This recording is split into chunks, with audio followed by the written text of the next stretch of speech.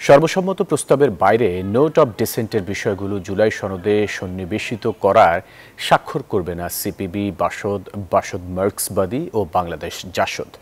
বৃহস্পতিবার বিকেলে পুরানা পল্টনে সিপিবির কেন্দ্রীয় কার্যালয়ে সংবাদ সম্মেলনে এই কথা জানান চারটি দলের নেতারা।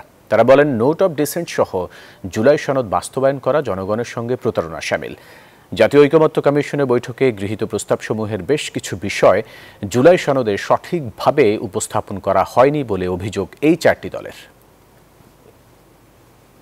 প্রধান উপদেষ্টা ঐকমত্য কমিশনের যাত্রার উদ্বোধনী অনুষ্ঠানে বলেছিলেন, সব দল যেসব বিষয়ে একমত হবে শুধু সেগুলোই ঐকমত্য হিসাবে বিবেচিত হবে।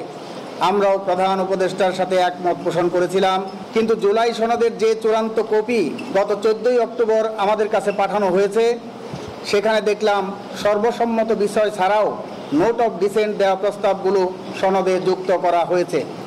আমাদের দেয়া নোট অব ডিসেন্টগুলোর কারণও যথাযথভাবে লিপিবদ্ধ করা হয়নি। বান্ডেল থাকলে প্রতি সেনমানিতে টাকা বাঁচবে। বিকাশ সেনমানি বান্ডেল কিনে জিতুন প্রতি লেনদেনে।